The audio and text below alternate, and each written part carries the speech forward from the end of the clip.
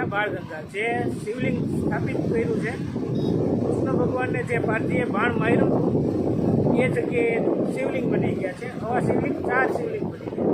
4 જગ્યાએ જે પાર્થીએ બાણ માર્યું હતું એ જગ્યાએ બધે શિવલિંગ બની ગયા. જો મિત્રો દરિયાની બાજુ દરિયા ઉપર જ શિવલિંગ બની.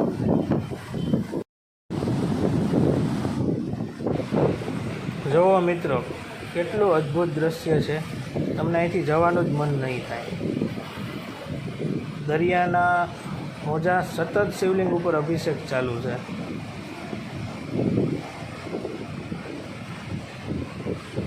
સમુદ્રદેવ શિવલિંગ ઉપર સતત અભિષેક કરે છે. અને એની બાજુમાં જ આ ભીડભજન મહાદેવનું મંદિર છે. ત્યાં સિદ્ધિવિનાયક તરીકે ગણપતિનું પણ મંદિર આવેલું છે. આ પહેલું શિવલિંગ છે જે પાર્થીએ બાણ માર્યું હતું તે. એક જ લાઈનમાં 4 શિવલિંગ છે. લોકો અહીંયા 3 શિવલિંગના દર્શન કરીને નીકળી જાય છે. અને આ શિવલિંગનો તો રસ્તો ખરાબ છે એટલે આપણે એ શિવલિંગ પાસે નજીક નહીં જઈ શકીએ. પણ આગળ જે 2 શિવલિંગ છે તે આપણે શિવલિંગ પાસે નજીક જાશું અને આરતી અને પૂજા અભિષેક બંને થઈ શકશે. આ 2 શિવલિંગ છે તે બાજુમાં આવેલા છે. અને આ તમે આ શિવલિંગ ઉપર દૂધનો અભિષેક કરી શકો છો. અહીંયા દૂધ પણ જે લોકો વેચે છે તે તમારી સાથે આવી અને સાથે રહીને જ તમને અભિષેક કરાવે છે. એટલે મોજા આવતા હોય તો તમારે કાંઈ બીક જેવું નહીં રહે. અને આગળ જ આ 4થું શિવલિંગ આગળ આવેલું છે. એનું હું તમને હમણાં થોડી વારમાં એના પણ દર્શન કરાવી. તો આ જે ભીડભજન મહાદેવનું મંદિર છે. અને આ બીજું શિવલિંગ છે.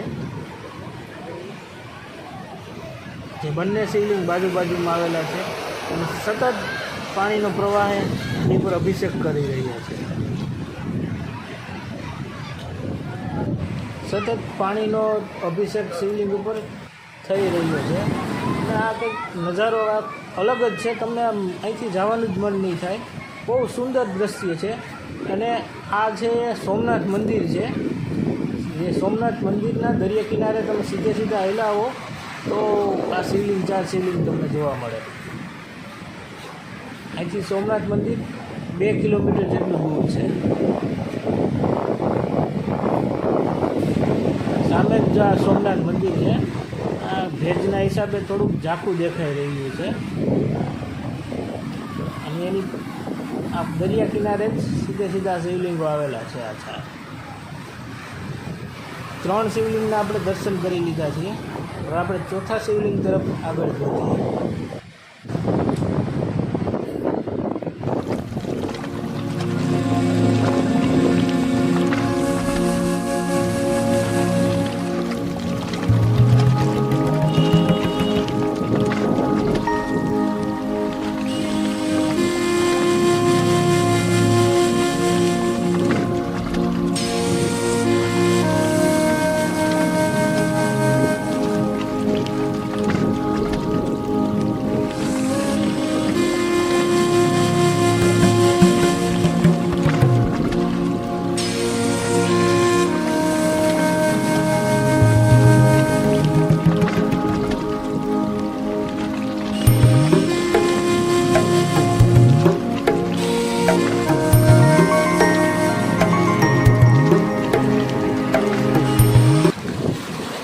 કથા કંઈક એવી છે કે કૃષ્ણ ભગવાનને પાર્થીને એવું આગલા જન્મમાં કહેલું હતું કે તારા હાથે જ મારું મૃત્યુ થશે.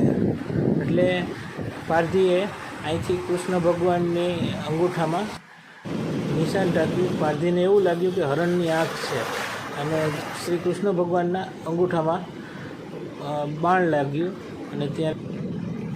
અને તે મૃત્યુ પામ્યા. અને જે પાર્થીજી હતા તે આ શિવલિંગની પૂજા કરીને પછી શિકાર કરવા નીકળતા હતા.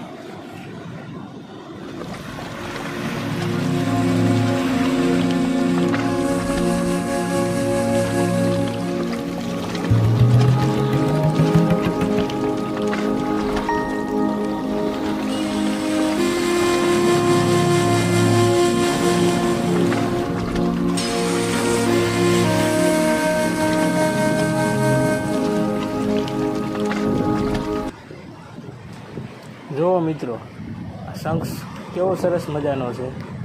આ શંખ દરિયામાંથી નીકળ્યો છે. તો અલગ અલગ શંખ તમને અહીંયા જોવા મળશે.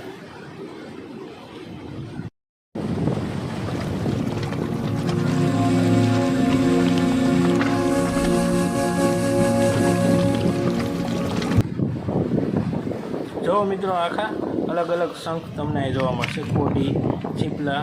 તમને શંખનો શોખ હોય તો અહીંયા તમને બધા શંખ મળી જશે. અલગ અલગ શંખ તમને મળી જશે. જો